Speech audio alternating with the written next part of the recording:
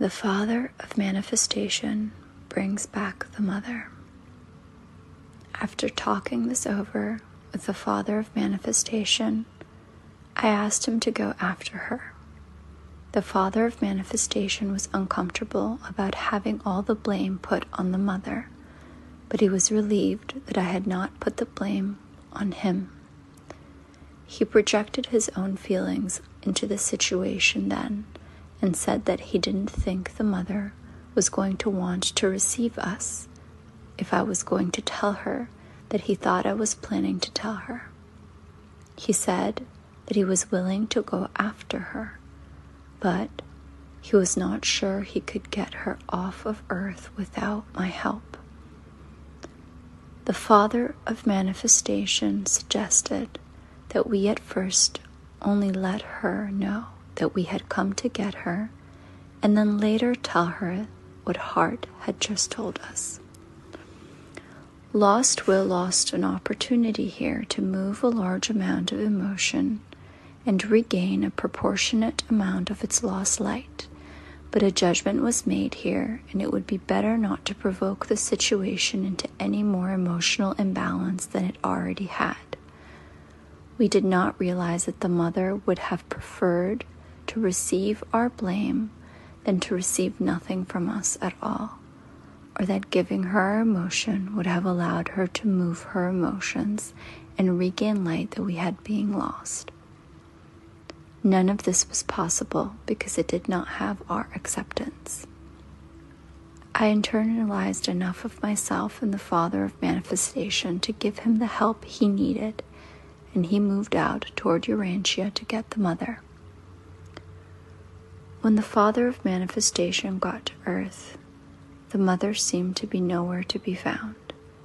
He tried looking for her in all the places he knew for his first visit, and she did not seem to be there, although he had an eerie feeling of her presence and could see that many changes had taken place. He called to the mother, fearing what he might find in a view of the changes that had taken place on Earth since he left. He heard a slight snort he thought might be the mother's response. He called to her again, telling her he did not want her to hide from him. "I'm not here to play games," he called. "I'm here to talk to you. I want you to come out where I can see you and talk to me." The mother gave him a little hiss. The father of manifestation asked her if she was mad at him. He heard another snort. This one sounded more disgusted than the last. He told her he did not know why she was mad at him. There was a low rumble, and the place where he had standing began to shake. Any moment she'll cry, he thought, and then I'll find her. The rumbling grew louder and was accompanied by a gnashing sound. He told the mother he was not sure he liked her form of communication, and that he wanted her to come out where he could see her. Volcanoes of rage erupted and sent a hot river of lava flowing toward his feet. The father of manifestation leaped off the ground in the nick of time, but still he experienced heat, and he had never experienced before, and he did not like it. The father of manifestation decided to hover above the earth and let the mother know that we wanted her to come back to us and tell us what she felt instead of just menacing us. When the father of manifestation tried this, the earth took and shook with fury, and volcanoes erupted violently until there was so much steam in the atmosphere that the father of manifestation couldn't stand it anymore. He thought of the gentle beauty he had manifested on earth, and he thought of the animals, and then he got mad. He had a tremendous electrical charge moving around his rage, and he hurled at the mother, hoping it was not too late to stop her from destroying the earth. The mother growled as fiercely as she could in response to his strikes, but in some way, they also felt good to her. He calmed down enough to realize that she didn't want the father of manifestation to hurt her, The fear that he found her expression of rage unacceptable gripped her, and an eerie silence fell upon the earth. The Father of Manifestation was not sure what to do next, but in the moment of his hesitation, rain began to fall. The steam that had risen into air began to fall back to the earth, and the downpour was heavy.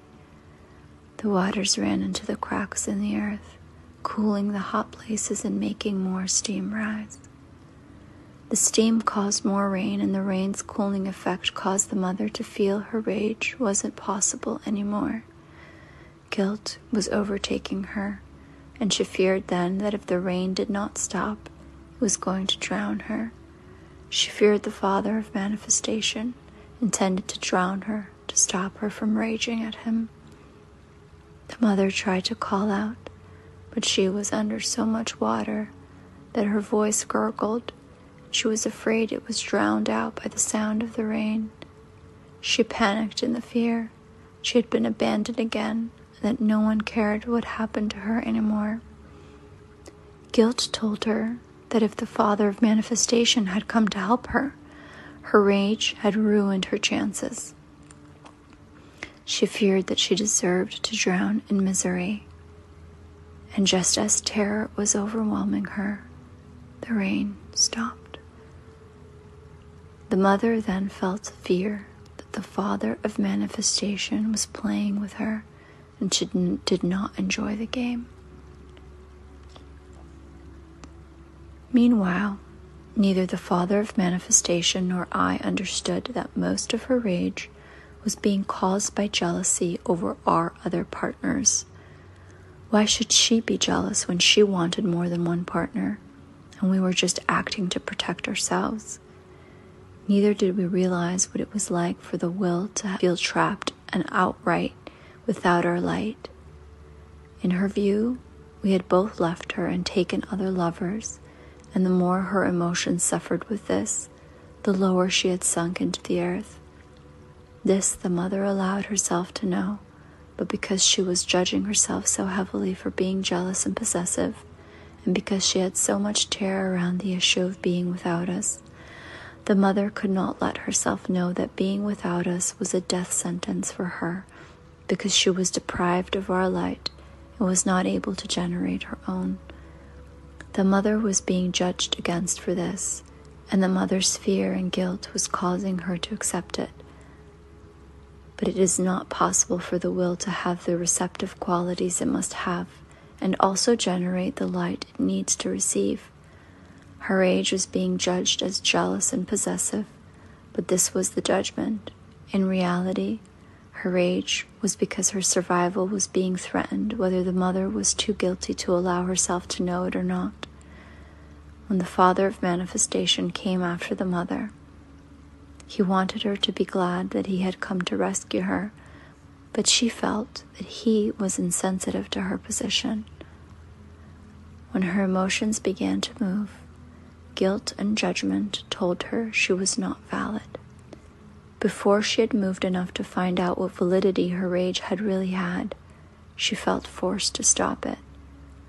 The mother feared and hated us for not being loving enough and sensitive enough to understand what her experience really was.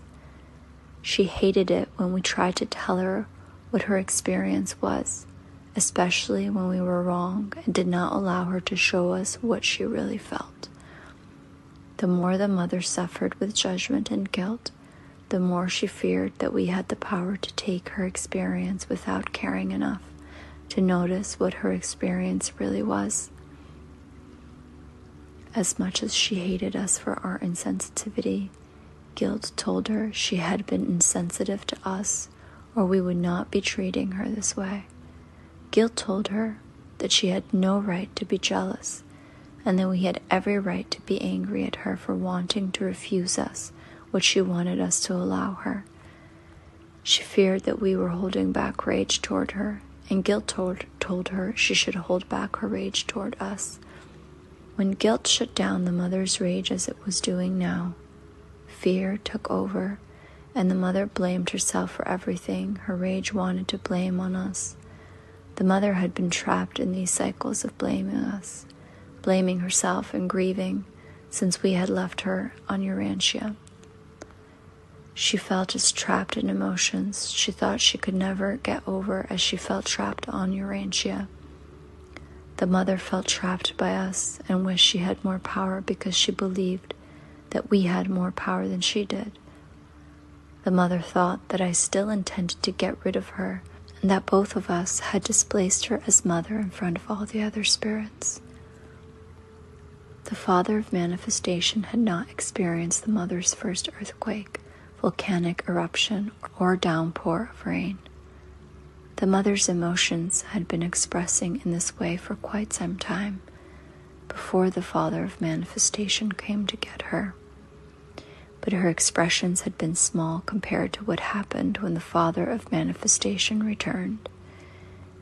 His presence intensified her emotions and her ability to move them in the ways none of us yet understood. The mother wanted to blame the father of manifestation for this, and because she knew that he wanted to blame her, she feared that he might strike her again at any time. Lightning had not appeared in her storms before, and it was very frightening to her. She decided it would be best not to trigger him. The next time he called for her, she made her presence known by seeming to inadvertently allow him to see her where she was sitting in the muddy shame of her feelings. She could not stand up, nor could she find any clean water in which to wash herself. Mud was all that remained of her heavenly earth. The mother feared that the father of manifestation moved toward her and lifted her face from the mud. He was not even sure it was the mother he was looking at. Her face was swollen and deformed from her long emotional turmoil, and there was so much mud and so many leaves and vines tangled in her hair that she looked like a creature from the deep. The father of manifestation couldn't help but think of the monsters in the darkness, and he wondered if certain emotions caused this. When he saw the glare in her eyes, he thought he did have a monster instead of the mother. He dropped her face in the mud. The mother felt his disgust and began to cry. The father of manifestation then realized that this was the mother, and he was suddenly so angry with her for everything she had done that he began hitting her, telling himself that he was just trying to knock some sense into her. The mother gave in to him and did not protest the beating he gave her until her rage got triggered again. When the father of manifestation heard the volcanoes rumbling again, he stopped hitting her and began asking her questions. When she didn't answer him, he grabbed her by the hair and pulled her face up in front of him. The mother gave him nothing but a cold stare at first. He shook her and questioned her again. She responded by snorting and looking off to the side. The mother could not believe he could even need to ask her why she had done this, and the father of manifestation was so angry, he felt she had better explain herself before he killed her. The father of manifestation actually was not sure if he was more angry, more grief-stricken, or more frightened. He did not want to let the mother know he had fear, but he did allow her to see that he was hurt. And when the mother saw this, she broke down into racking sobs and cried until they thought she would not drown both of them. For a long time, the mother could not talk, and when she finally did, she poured out her feelings. All that was missing here for the healing that was needed was the dropping of judgments on our part and the allowing of our own emotional response. Movement of our emotions would have meant that we had acceptance for ourselves in the areas the mother was trying to reflect, and this was what the mother needed to receive from us. Without this acceptance of her reflection in these areas, the mother could not get the light and the love that she needed. This is an important point to understand about emotional clearance of the will. As long as spirit remains detached, as though this is something the will has to go through, The spirit is only being tolerant of the process. The will cannot get the light it needs in this way. When the mother did not get emotional response from us, and thus did not feel real acceptance from us for the emotions she was moving, guilt set in and made her feel that she was supposed to be more like us. In other words, when we did not accept ourselves, it reflected back to us as the will had been unable to accept herself to respond to us the way we wanted her to. Because the mother got no response from the father of manifestation in certain areas, she felt that she could not go into them neither. And thus it was that the father of manifestation heard over and over about the mother's feelings of abandonment, which made him feel blamed, but he did not hear about the mother's jealousy or the underlying fears about her own survival. They were talking, but guilt and held emotion were causing them to avoid issues they most needed to talk about. Guilt had convinced them that it would not be loving to mention the very things that could have healed and strengthened their love and alignment. Taking the track of not mentioning these things allowed them to seem to go past some areas that frightened them and to give the appearance of settling issues much faster they would have been settled otherwise. Almost as an avoidance of how bad they were actually feeling, they achieved a settled appearance over the top of seething undercurrents. After the father of manifestation had listened to the mother for quite some time, he told her that I had sent him to get her. This gave her quite a stir of fear that I was going to tell her I didn't love her anymore, or that we had both decided to tell her this together. Instead of showing him all the feelings she had, the mother got mad and told the father of manifestation that she wasn't going with him because I had said I was going to come back to get her there, and I hadn't. After all this time and everything that's happened, she said, he thinks that he can just have you run and fetch me, and I'll just be overjoyed to run right up there. Well, I'm not. As the mother said this, she turned aside and crossed her arms as though she was very resolute.